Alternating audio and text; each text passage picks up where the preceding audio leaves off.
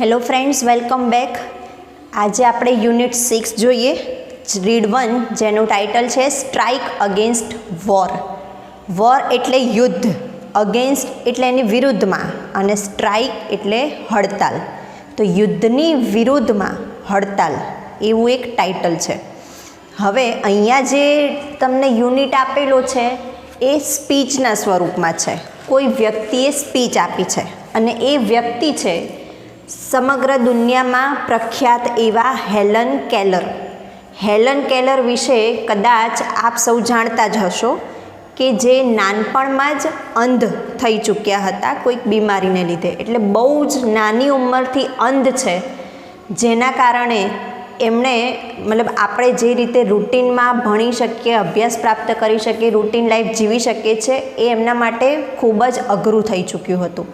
તેમ છતાંય એ હિંમત હાર્યા નહીં, બધું શીખ્યા ધીમે ધીમે કરીને, અને એમણે ગ્રેજ્યુએશન પણ પ્રાપ્ત કર્યું છે.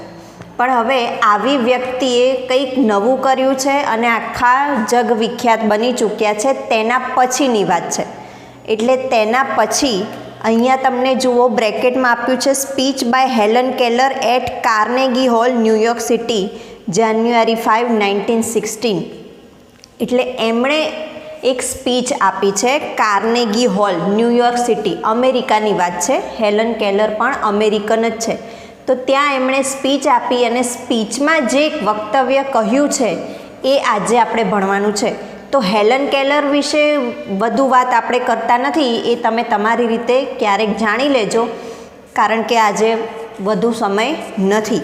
તો હેલન કેલરે વોરની વિરુદ્ધમાં શું આપણને સ્પીચ આપી છે એ સાંભળવાની છે. અને ખરેખર તો વોર એટલે કયું કે જે બે દેશ વચ્ચે લડાય છે એ વોર, એ યુદ્ધના કરતાં દેશની અંદર એક આંતરિકપણે યુદ્ધ રચાય છે. તો અહીંયા મુખ્યત્વે એમનો ફોકસ છે કામદારો ઉપર. મિલ, ફેક્ટરી વગેરેમાં જે મજૂર વર્ગ છે, જે કામ કરે છે, એમનો વિરુદ્ધ એમની માલિક પ્રત્યેનું વોર છે. એટલે માલિકો એમને પોતાના હક, અધિકારો આપતા નથી, આથી મજૂરોની દયનીય સ્થિતિ થાય છે. તો એના વિશેની એમની સ્પીચ છે કે હવે તમારે વોર કરવું પડશે, તમારા માલિકની વિરુદ્ધમાં હડતાલ કરો, મતલબ કે માલિકને જગાવો, તમારા અધિકારો માટે લડો, આવું એમનો કહેવાનો ઇન્ટેન્શન છે. તો ન્યૂયોર્ક સિટીમાં કાર્નેગી હોલ ખાતે એમણે 5 જાન્યુઆરી 1916માં જે સ્પીચ આપી હતી એ આજે આપણે ભણવાની છે. તો શરૂ કરીએ છીએ, વધુ સમય બગાડતા નથી. Page number 61, unit 6, read 1, strike against war. To begin with, I have a word to say to my good friends, the editors and others who are moved to pity me. એ પોતે જ બોલે છે, સમગ્ર યુનિટ એમના પોતાના જ મુખમાંથી જાણે બોલાય છે, એ આપણે સમજવાનું છે. એટલે બધા શબ્દો હેલન કેલરના જ છે. સ્પીચની શરૂઆતમાં એ શું કહે છે? ટુ બિગિન વિથ, શરૂ કરતાં પહેલાં, આઈ હેવ અ વર્ડ, મારે શબ્દ છે, મારી પાસે કહેવાનું કંઈક છે. ટુ માય ગુડ ફ્રેન્ડ્સ, મારા સારા મિત્રોને મારે કંઈક કહેવું છે. કયા સારા મિત્રો? The editors and others who are mood to pity me. Editors, પેપરમાં જે છાપકામ કરવા માટે એડિટર્સ હોય છે, જે ભૂલ હોય તો સુધારી આપે. છાપાની વાત કરીએ છીએ, સામાયિક પત્રોમાં એડિટર્સ જે કંઈ બી લખાણ હોય એને સુધારી આપે છે. તો એમની વાત કરે છે કે એડિટર્સ અને બીજા કે જે મારી પ્રત્યે હું mood to pity me, PT એટલે દયા, જે મારા પ્રત્યે દયા રાખે છે, એમને મારે કંઈક કહેવું છે. સ્પીચ શરૂ કરું એ પહેલાં મારી પ્રત્યે દયા દાખવનારા અન્ય મિત્રો અને એડિટર્સ બધાને મારે કંઈક કહેવું છે. Some people are grieved because they imagine I am in the hands of unprincipled persons who persuade me to adopt unpopular causes and make me the mouthpiece of their propaganda. બહુ જ સ્વાભિમાનથી એ વાત કરી રહ્યા છે હેલન કેલર, ખાસ સમજજો. Some people are ગ્રીવડ, ગ્રીવડ એટલે દુઃખી, સેડ. કેટલાક લોકો દુઃખી છે. કેમ? બિકોઝ ધે ઇમેજિન, તેઓ એવી કલ્પના કરે છે કે I am in the hands of unprincipled persons. Hands of એટલે એમની વચ્ચે છું હું, અથવા તો એમના દ્વારા મારો ઉછેર થયો છે, અથવા તો એવા વાતાવરણમાં છું. કેવા વાતાવરણમાં?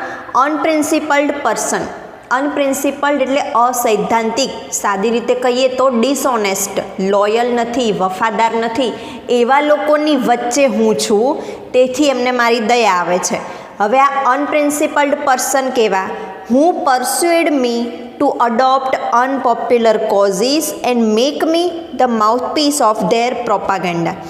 આવા લોકો પરસ્યુએડ મને સમજાવે છે, મને એન્કરેજ કરે છે, હિંમત વધારે છે મારી. કેવી રીતે? To adopt unpopular causes and make me mouthpiece of their propaganda. Propaganda એટલે પબ્લિસિટી કરવી. મને એવું બધું સમજાવ કરે છે, અને એક રીતે મને એવું કંઈક અડોપ્ટ કરવાનું પણ કહે છે. અડોપ્ટ એટલે સ્વીકારવાનું. મને સમજાવે છે, મારો સાથ આપે છે, કારણ કે એમને મારી દયા આવે છે. પણ સમજાવે છે શું?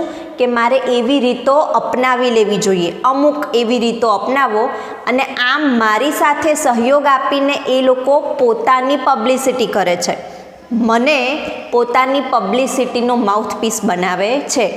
એટલે જાણે કે મને સાથ સહકાર આપે છે, પણ મારા પ્રત્યે કોઈ અનુરાગને લીધે નહીં, પરંતુ એમને પોતાનું નામ કરવું છે એટલા માટે. તો એમનું નામ થાય એટલા માટે ઝરિયો મને, માધ્યમ મને બનાવે છે. આવા લોકોને મારા પ્રત્યે દયા છે એવું મને લાગે છે, પણ એમના માટે મારી આજે કંઈક કહેવું છે. સ્પેલિંગના મતલબ આપણે સાથે સાથે જોઈ લઈશું. ગ્રીવ્ડ એટલે દુઃખી, સેડ.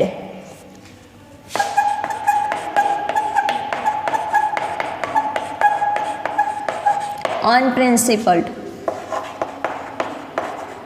ડિસઓનેસ્ટ.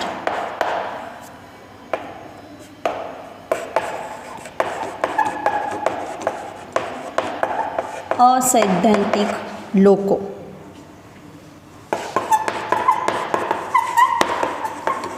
પીટી એટલે દયા.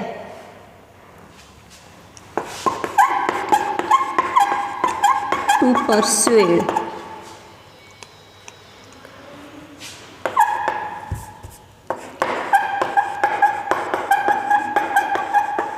Two anchorage.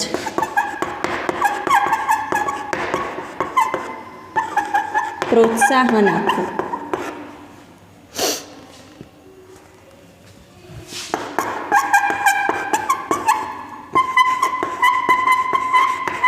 પ્રોપાગેન્ડા.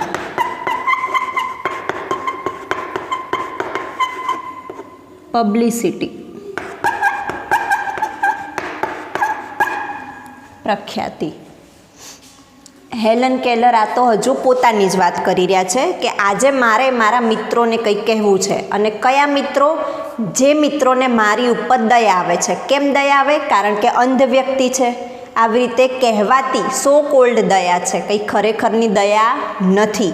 અને કોઈ પણ વ્યક્તિને સહકાર આપવાનો હોય તેની ઉપર ક્યારેય દયા ખવાય નહીં. તો એમને મારી ઉપર દયા આવે છે, અને દયાના ભાગરૂપે મને એવું કહે છે કે આવું આવું તમે સ્વીકારી લો. અને સ્વીકારવાથી શું થશે? એમની પબ્લિસિટી વધે છે. એટલે એમની પબ્લિસિટી વધારવા માટે એ મને માધ્યમ બનાવે છે. તો આજે મારે આવા મિત્રોને કંઈક કહેવું છે. Now, let it be understood once and for all that I do not want their pity. આ બધું તેમને સમજી જવા દો અત્યારે અને કાયમ માટે, સમગ્રપણે એમને સમજી જવા દો કે I do not want their pity. મારે તેમની દયાની જરૂર નથી, મારે તેમની દયા જોઈતી નથી. એમને સમજી જવા દો, મારે એમને સમજાવવા છે કે મારે એમની દયા જોઈતી નથી. I would not change places with one of them. એમાંના કોઈકની સાથે મારે પોતાનું પ્લેસ બદલવાનું થશે. બદલવાનું મતલબ અદલાબદલી કરવાની થશે તો હું નહીં કરું. કેવું અદલાબદલી કરવાની? કે એ લોકો શારીરિક રીતે સક્ષમ છે, નોર્મલ પીપલ છે, જ્યારે હું એક અંધ વ્યક્તિ છું. તો મને સપોઝ કોઈ એવું કહે કે તું મારા જેવી બની જા અને તારા બદલે હું અંધ થઈ જાઉં, તો પણ હું મારી એમની સાથે કોઈ પ્લેસ બદલીશ નહીં. હું જેવી છું મને એ પસંદ છે, અને મારે કોઈની દયાની પણ જરૂર નથી. I know what I am talking about, અને હું અત્યારે જે કહી રહી છું એ પણ હું ખૂબ સારી રીતે જાણું છું. એટલે કોઈ અંધ વ્યક્તિ આવી મહાન વાતો કરે, પોતાની હિંમત બતાવે, ત્યારે એમ લાગે કે આ તો ખાલી મોટી મોટી વાતો જ કરે છે, પણ એવું નથી. એટલે હેલન કેલર એ પણ કહે છે કે હું જે કહું છું અત્યારે એ વિશે મને જાણ છે કે હું શું કહી રહી છું. My sources of information are as good and reliable as anybody else's. Sources of information, source એટલે સ્ત્રોત, ઇન્ફોર્મેશન એટલે માહિતી. મારી માહિતીના જે સ્ત્રોત છે એ રિલાયબલ છે. રિલાયબલ એટલે ટ્રસ્ટેબલ, જેની ઉપર ભરોસો કરી શકાય. કેટલા ભરોસાપાત્ર છે? જેટલા કોઈ બીજી વ્યક્તિને માટે ભરોસાપાત્ર હોય એવા. હવે સોર્સિસ ઓફ ઇન્ફોર્મેશન એટલે સમજો કે હેલન કેલર અંધ છે, તો અંધ હોવાથી પોતે વાંચી શકતા નથી. તો એમને જ્યારે કોઈ નોલેજ જોઈએ છે તો એ શું વાંચે, કેવી રીતે વાંચે, આ એક પ્રશ્ન થાય. તો કહે છે કે હું જે સ્ત્રોતથી મારી માહિતી પ્રાપ્ત કરું છું એ તમે લોકો જેટલી સારી રીતે પ્રાપ્ત કરો છો એટલી જ સારી રીતે હું પ્રાપ્ત કરું છું. તમે લોકો જેટલા ટ્રસ્ટેબલ મીડિયામાંથી પ્રાપ્ત કરો છો એટલા જ ટ્રસ્ટેબલ મીડિયામાંથી. જેમ કે આપણે માહિતી ક્યાંકથી પ્રાપ્ત કરવી છે તો આપણે શું કરીએ? બુક વાંચીએ, પેપર વાંચીએ વગેરે, જેની પર આપણને ભરોસો આવે એવું. તો હેલન કેલર કહે છે કે મારા સ્ત્રોતો પણ એવા જ છે, હું પણ આ જ રીતે માહિતી પ્રાપ્ત કરું છું.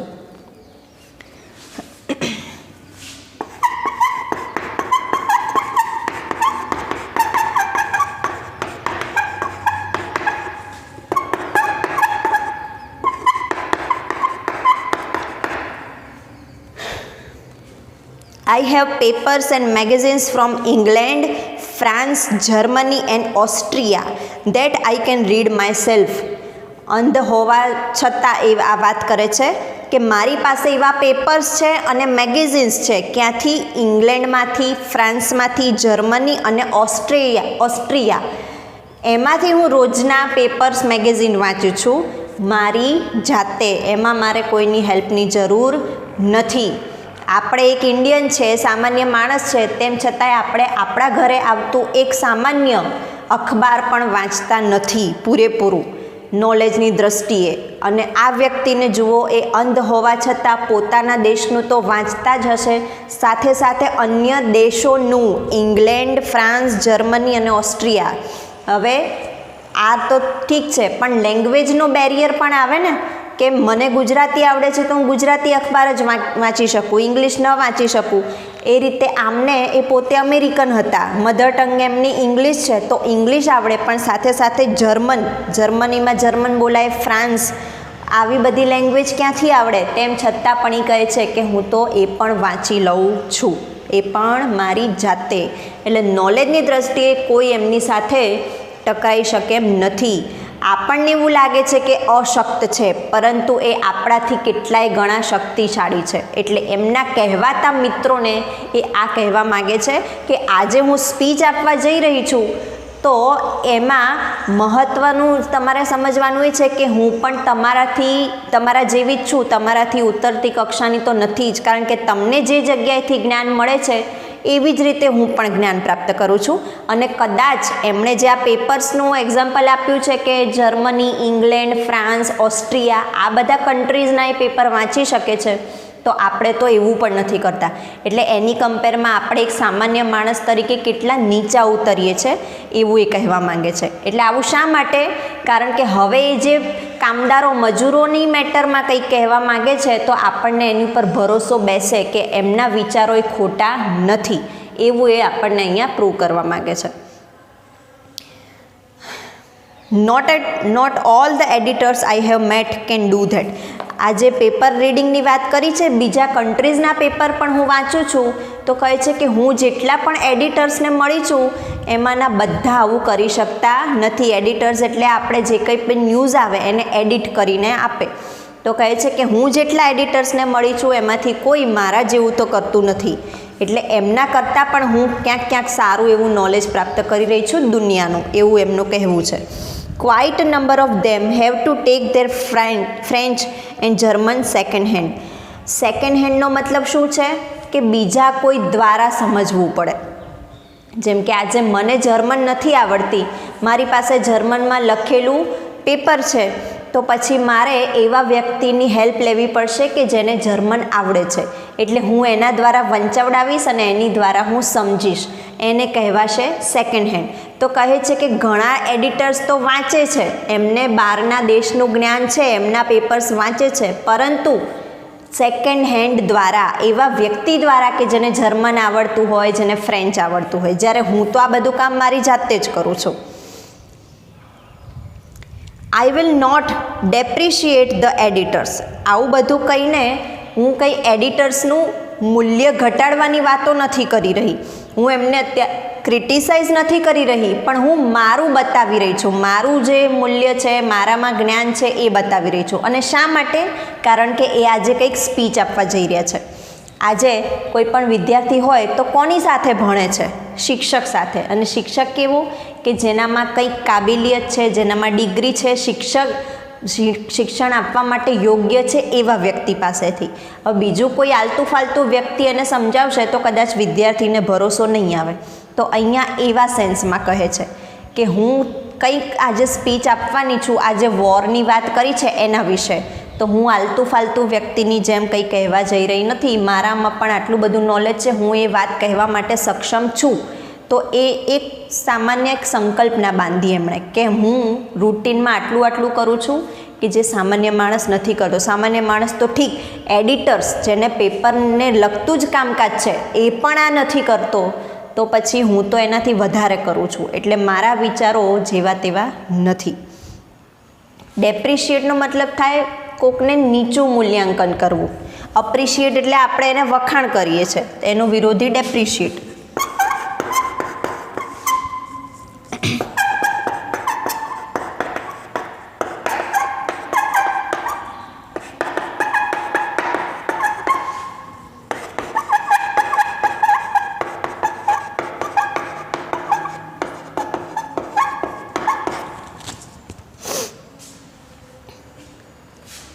They are an overworked, misunderstood class. એડિટર્સની વાત કરે છે કે હું એમના વિશે કંઈ ખરાબ કહેવા નથી માગતી. એ કેવું છે? એ લોકો ઓવરવર્કડ છે અને મિસઅન્ડરસ્ટુડ ક્લાસ છે. એમને બહુ જ બધું કામકાજ કરવું પડતું હોય છે. ઓવરવર્ક, હાર્ડવર્ક જ કરવાનું હોય છે. અને મિસઅન્ડરસ્ટુડ એટલે કે ગેરમાન્યતાનો ભોગ બનેલા, જેમને પહેલેથી જ કંઈક એવું છે કે આ સાચું આ ખોટું એવાનો કોઈ જ્ઞાન જ નથી, જે એમના ધ્યાનમાં આવ્યું છે એ સાચું માની લીધું છે, એટલે કે એને ગેરમાન્યતા કહેવાય. તો એમને હું કંઈક ખરાબ છે એવું કહેવા નથી માગતી, કારણ કે એમને તો બહુ બધું કામ કરવું પડતું હોય છે અને ગેરમાન્યતાનો ભોગ બનેલા લોકો છે. Let them remember though that if I can not see the fire at the end of their cigarettes neither can they thread a needle in the dark. બહુ જ મહત્ત્વની વાત કીધી છે આપણા માટે સમજવાની કે એક સ્વમાની વ્યક્તિ કેવો હોવો જોઈએ એ આપણે હેલન કેલર પાસેથી જ સમજવું જોઈએ. પોતાની ઉપર ક્યારેય દયા ન ખાવી જોઈએ, બીજા પોતાની ઉપર દયા ખાય એવું પણ ગમવું જોઈએ નહીં, અને પોતે જ જાતે સક્ષમ બનવાનું જે સામાન્ય માણસને પણ ટક્કર આપી શકે એવું. તો અહીંયા કઈ વાતથી કહેવા માગે છે? લેટ ધેમ રિમેમ્બર ધો, એ લોકોને યાદ કરાવો કે if I can not see the fire at the end of their cigarettes, એ લોકો જે સિગરેટ પીતા હોય તો સિગરેટને અંતે આગ હોય નાનકડી, બધાને ખ્યાલ જ હશે, એ હું જોઈ નથી શકતી કારણ કે મારે આંખો નથી. હેલન કેલર કહે છે કે હું આવી આગ જોઈ નથી શકતી, મતલબ કે હું કંઈ જોઈ શકવા માટે સક્ષમ નથી એવું એ લોકો માને છે, અને સચ્ચાઈ છે, હકીકત છે. પરંતુ યાદ તો એ પણ રાખવાનું છે, neither can they thread a needle in the dark. એ લોકો જે જોઈ શકે છે, જેમને આંખો છે, એ લોકો પણ અંધારામાં સોયમાં દોરો પરોવી શકશે નહીં. ખ્યાલ આવે છે શું કહેવા માગે છે? કે એમની પાસે આંખો છે તેમ છતાંય જો અંધારામાં એમને સોયની અંદર દોરો પરોવવાનું કહેવામાં આવે તો એ નહીં કરી શકે. તો મારું પણ અહીંયા સેમ જ છે, જાણે મારી દુનિયા અંધારી જ છે. તો મારી આખી દુનિયા જ અંધારી છે, તેમ છતાં પણ હું ઘણા બધા કામકાજ એવા છે કરી શકું છું જે એ લોકો આંખો હોવા છતાં પણ કરતા નથી. All I ask gentleman is a fair field and no fever. હું માત્ર એક વસ્તુ જ માગું છું કે માત્ર fair field and no fever, યોગ્ય માહોલ જોઈએ છે મને, અને નો ફેવર, મને કોઈની ફેવર નથી જોઈતી કે હેલન કેલર કહે છે એટલે કરો જ એવું મારે નથી જોઈતું, પણ એવું એટમોસ્ફિયર જોઈએ છે કે બધા પોતપોતાની જાતે સમજીને કરે. I have entered the fight against preparedness and against the economic system under which we live. હવે હું પોતાની વાત કરે છે કે હું એક એવી ફાઇટની અંદર પ્રવેશી ચૂકી છું, એવી લડતમાં હું પ્રવેશી ચૂકી છું જે શાની વિરુદ્ધમાં છે? Preparedness and against the economic system, અર્થતંત્રની વિરુદ્ધમાં છું. એવી અર્થતંત્ર અંડર વિચ વી લીવ કે જેની નીચે આપણે જીવી રહ્યા છે, એવા અર્થતંત્રની વિરોધમાં હું એક લડત ચલાવી રહી છું, જેમાં હું એન્ટ્રી કરી ચૂકી છું કે એવા અર્થતંત્રની નીચે જ આપણે રૂટીનમાં જીવીએ છીએ. કયું? એ તો હવે કહેશે. It is to be a fight to the finish and I ask no quarter.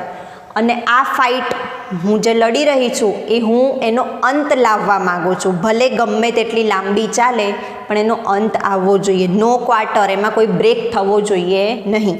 હું એક લડતમાં પ્રવેશી ચૂકી છું.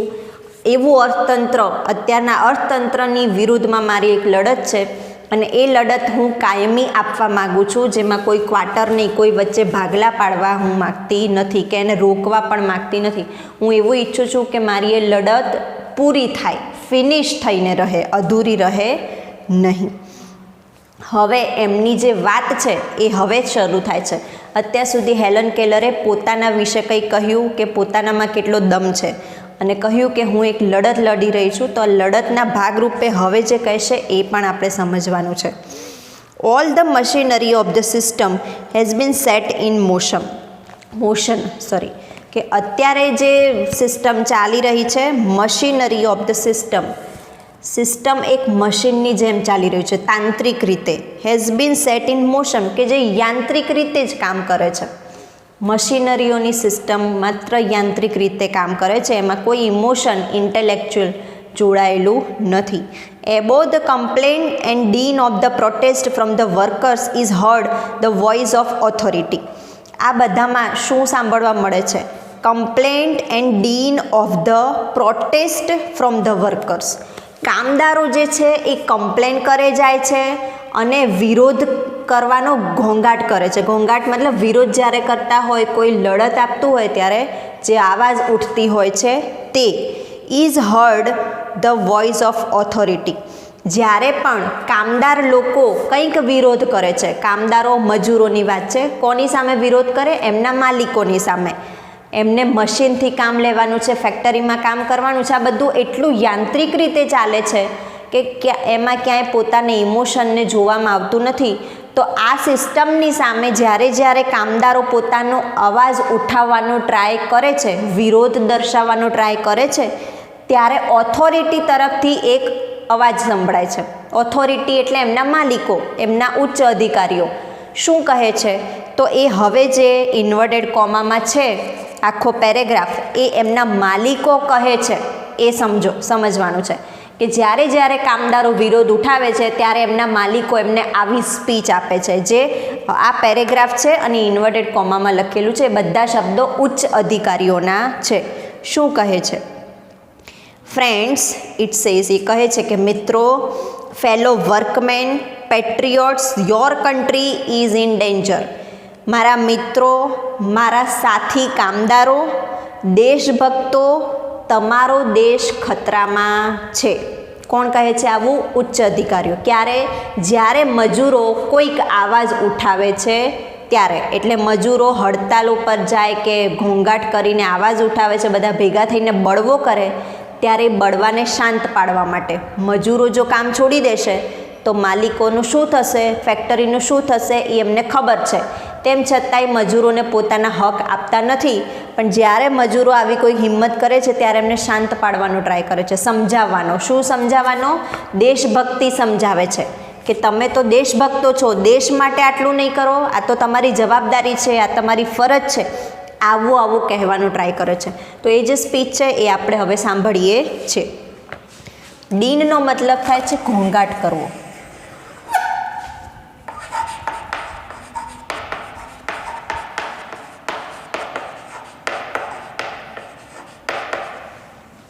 કેવી રીતે વાતની શરૂઆત કરે છે અધિકારીઓ? મિત્રો. પહેલી વખત રોજ તો એમને મિત્ર ભાવના આવતી નથી. ક્યારે આવે છે? જ્યારે એ લોકો વિરોધ દર્શાવે છે તો કહે છે મિત્રો, સાથી, કામદારો, દેશભક્તો. પેટ્રિયોટ્સ એટલે દેશભક્તો.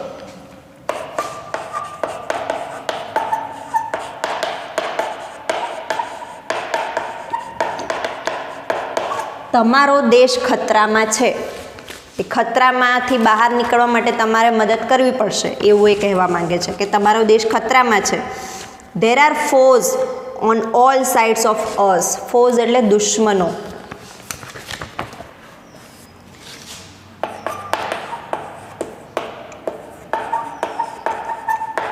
એનિમીઝ એટલે દુશ્મનો.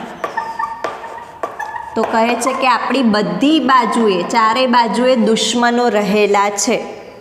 There is nothing between us and our enemies except the Pacific Ocean and Atlantic Ocean. આપણા અને આપણા દુશ્મનોની વચ્ચે કંઈ જ નથી સિવાય પેસિફિક મહાસાગર અને એટલાન્ટિક મહાસાગર. એટલે કે બીજા દેશોની વાત કરે છે કે બે દેશની વચ્ચે આ મહાસાગરો સિવાય બીજું કંઈ છે નહીં. Look at what has happen to Belgium. જરા જુઓ બેલ્જિયમમાં શું થયું છે. એટલે કે સમુદ્રની પાર જે આપણા દુશ્મન દેશો છે ત્યાં શું થઈ રહ્યું છે એ જુઓ. બેલ્જિયમ શહેરનું નામ છે. તો જુઓ કે બેલ્જિયમમાં શું થાય છે. Consider the fat of Serbia. Fat એટલે નસીબ.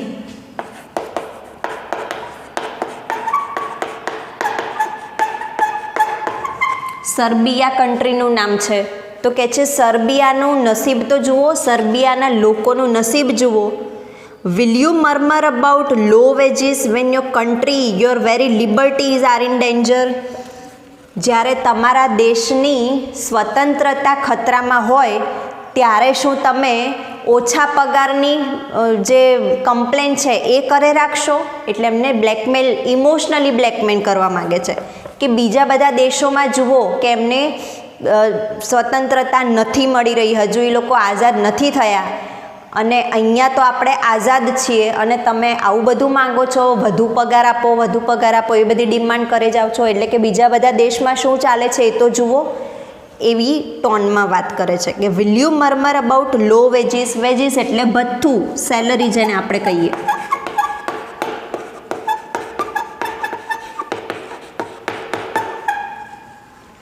તમારા દેશની આઝાદી અત્યારે ખતરામાં છે તો તમને દેશ વહાલો છે કે થોડા ઘણા પગારના પૈસા વહાલા છે? પહેલાં દેશ માટે કંઈક કરો એવું કહેવા માગે છે. અને એના બે એક્ઝામ્પલ આપે છે કે બેલ્જિયમમાં શું ચાલે છે એ જુઓ, સર્બિયામાં શું ચાલે છે.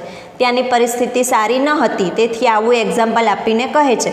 બીજાના એક્ઝામ્પલ દ્વારા પોતાના જે લોકો છે એમને સમજાવવાનો ટ્રાય કરે છે જે ખરેખર બરોબર નથી. બીજાનું જે થાય, તમે તમારા હક અને અધિકાર લેવા માટે સ્વતંત્ર છો તો મજૂરો જ્યારે એ હક અને અધિકાર માટેની જ લડત આપે છે ત્યારે એમને ઉચ્ચ અધિકારીઓ દેશ પ્રેમ બતાવે છે કે તમે શું દેશપ્રેમીઓ નથી? અત્યારે તો દેશની આઝાદી ખતરામાં છે અને તમને અત્યારે આ પગારની પડી છે, આવું એમનું કહેવું છે. લિબર્ટીઝ એટલે આઝાદી, સ્વતંત્રતા.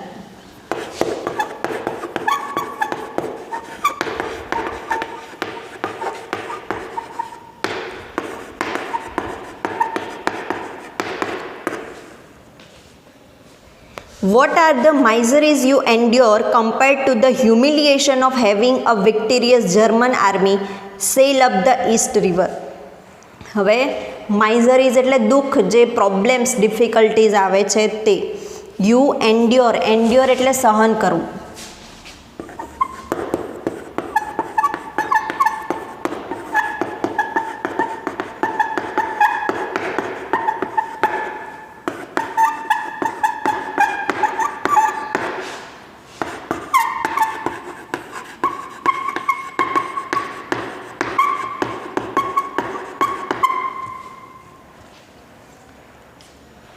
તો તમારા દુઃખ શું છે? કમ્પેર્ડ ટુ, કોની કમ્પેર કરે છે? Compared to the humiliation of having a victorious German army. Humiliation એટલે અપમાન. તો જર્મન આર્મીનું જે અપમાન થયું છે, જર્મનીની આર્મી, અને એ પણ કેવી? વિક્ટોરિયસ.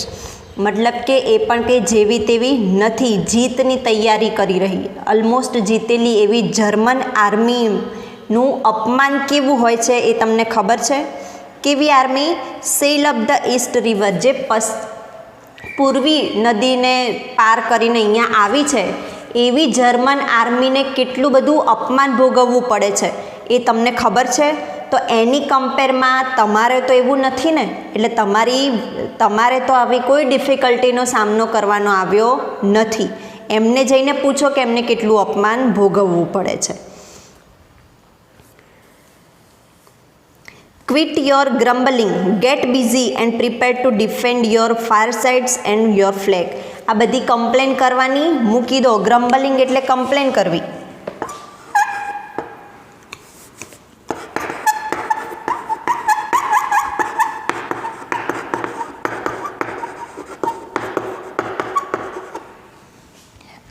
આ બધી કમ્પ્લેન મૂકી દો કે મારે વધુ પગાર જોઈએ છે, મારે આ હક જોઈએ છે. આ બધું મૂકો. પોતાના દેશ માટે તૈયાર થાવ.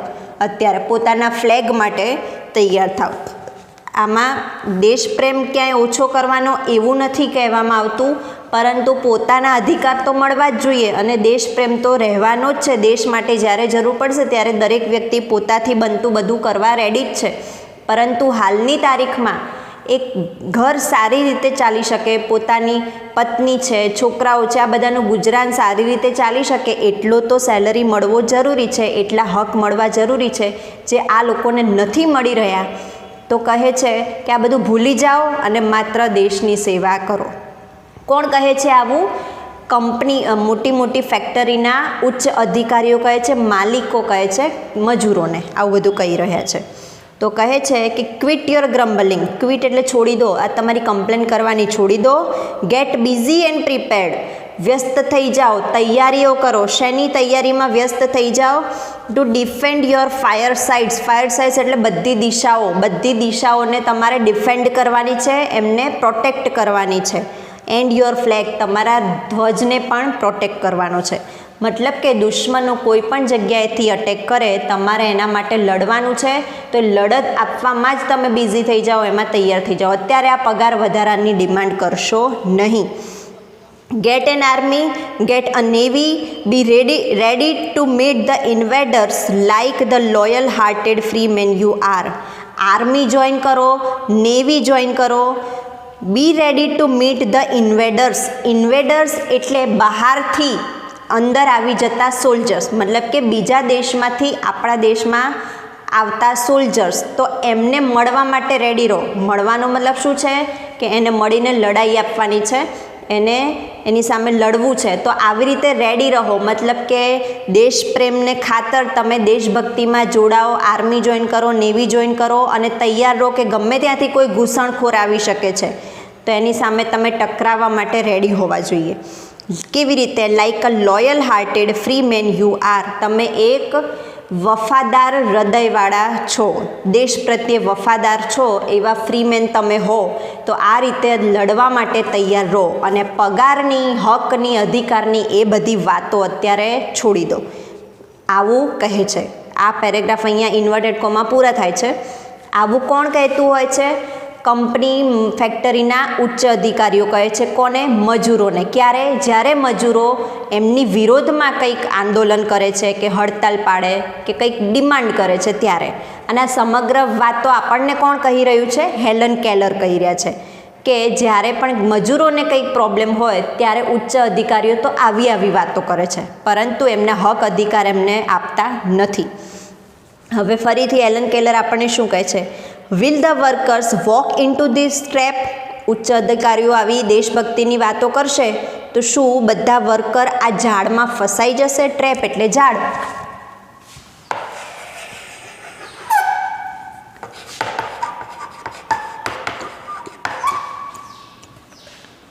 Will they be fooled again.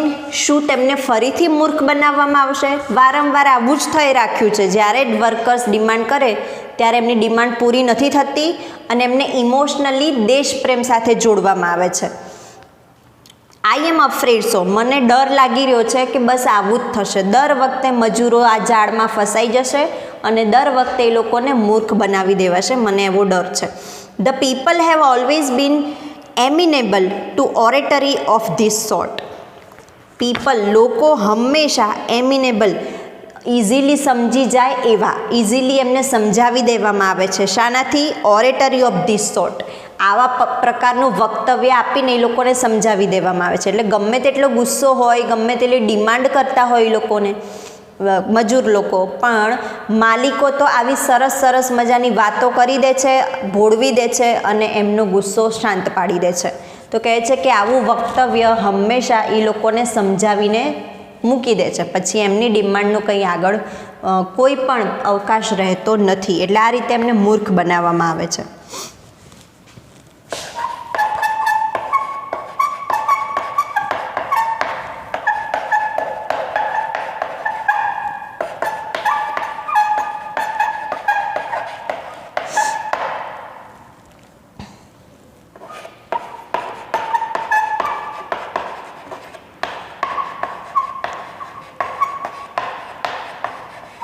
એમિનેબલ એટલે ખૂબ સરળતાથી સમજી શકાય એવા, સમજાવી દઈએ તો સમજી જાય. એટલે કે આવી જે વાતો કરી દેશપ્રેમની, તો કામદારો માની જશે કે હા અમે તો દેશભક્તો છીએ, અત્યારે પગાર વધારાની ડિમાન્ડ નહીં કરીએ. તો આ રીતે એમને આવી સ્પીચ આપવાથી એ લોકો સમજી ગયા છે. ઓરેટરી.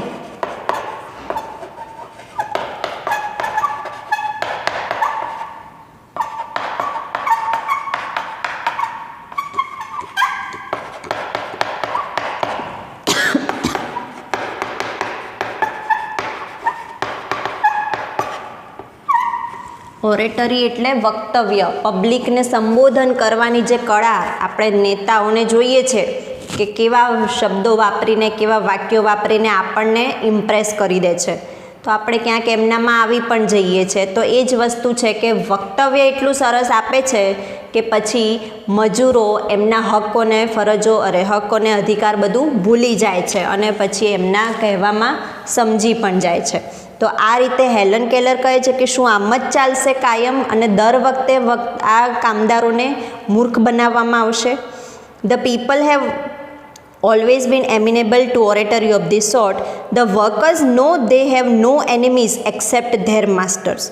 કામદારો બધા જાણે છે કે તેમનું કોઈ દુશ્મન નથી સિવાય એમના માલિકો.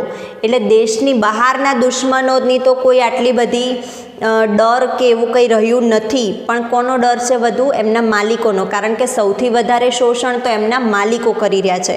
એટલે કામદારો જાણે છે કે એમના માલિક સિવાય બીજો કોઈ એમનો દુશ્મન નથી. માસ્ટર્સ એટલે માલિક. They know that their citizenship papers are no warrant for the safety of their wives and children. કામદારો જાણે છે કે એ સિટીઝન છે, એ દેશના નાગરિક છે, તો નાગરિકત્વને લગતા જે પેપર્સ છે એ માત્ર એ પેપરથી એમની પત્નીનું કે એમના બાળકોનું રક્ષણ થવાની કોઈ ગેરંટી નથી. એટલે રક્ષણની શું વાત છે કે પૂરતા પ્રમાણમાં જો રૂપિયા મળતા હોય તો ઘરનું રક્ષણ થઈ શકે, ઘર પરિવારને સારી રીતે ખવડાવી શકાય, પહેરાવી શકાય વગેરે જીવન જરૂરિયાતની વસ્તુઓ પૂરી પાડી શકાય. તો એમની પાસે એવું કોઈ જ નથી સિવાય કે એ આ દેશના સિટીઝન છે, નાગરિક છે, એટલું જ એમની પાસે પૂરતું પ્રૂફ છે. એના સિવાય એમની પાસે કંઈ છે નહીં.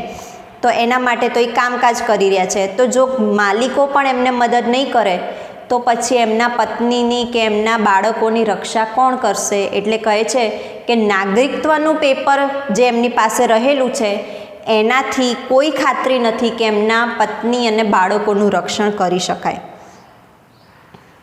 They know that honest sweat, persistent toil and years of struggle bring them nothing worth fighting for. કામદારો જાણે છે ઓનેસ્ટ સ્વેટ, સ્વેટ એટલે પરસેવો,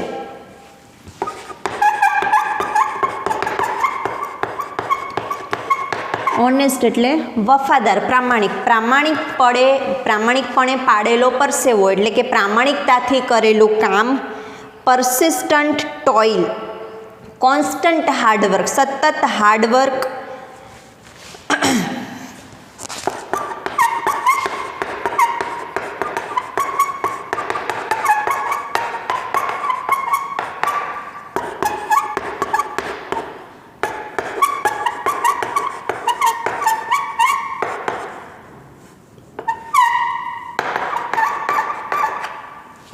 સતત કરેલી સખત મહેનત એન્ડ યર્સ ઓફ સ્ટ્રગલ, ઘણા બધા વર્ષોની સ્ટ્રગલ, સંઘર્ષ, એ આ બધું કામદારો આ બધું કરી રહ્યા છે, પ્રામાણિકપણે પરસેવો પાડી રહ્યા છે, સતત ને સતત હાર્ડવર્ક કરી રહ્યા છે અને વર્ષોથી સંઘર્ષ કરી રહ્યા છે.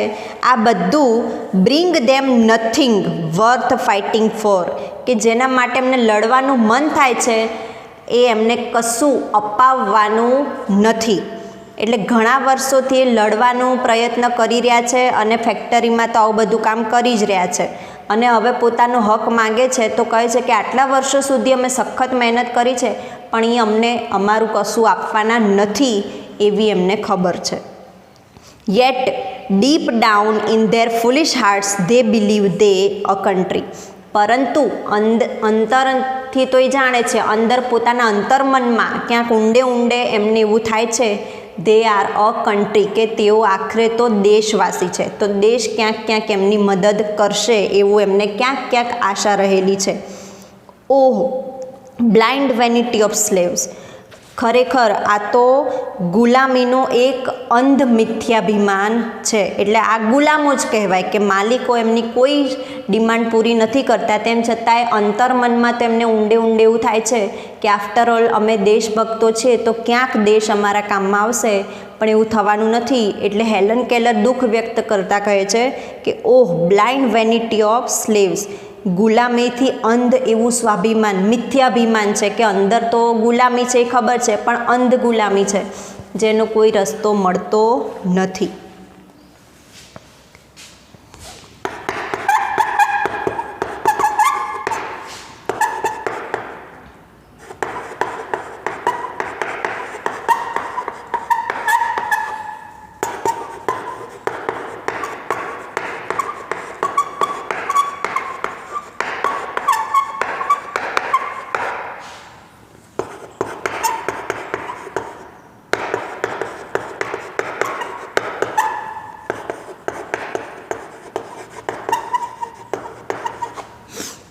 એટલે આવી અંધ મિથ્યાભિમાનમાં એ ગુલામી કરી રહ્યા છે કે ક્યારેક તો અમને કંઈક સ્વતંત્રતા પ્રાપ્ત થશે અમારા માલિકો જોડેથી. અહીંયા દેશની સ્વતંત્રતાની વાત નથી થતી પણ માલિકો અમારું કંઈક સાંભળશે અને અમારો ઉદ્ધાર થશે એવું ક્યાંક અંદર અંદર એમને છે. તો એના પ્રત્યે દુઃખ વ્યક્ત કરતા હેલન કેલર આપણને આવું કહી રહ્યા છે. તો વિદ્યાર્થી મિત્રો અત્યાર સુધી આપણે રાખીએ છીએ, હવે પછી શું કહે છે હેલન કેલર એ નેક્સ્ટ વિડીયોમાં જોઈશું.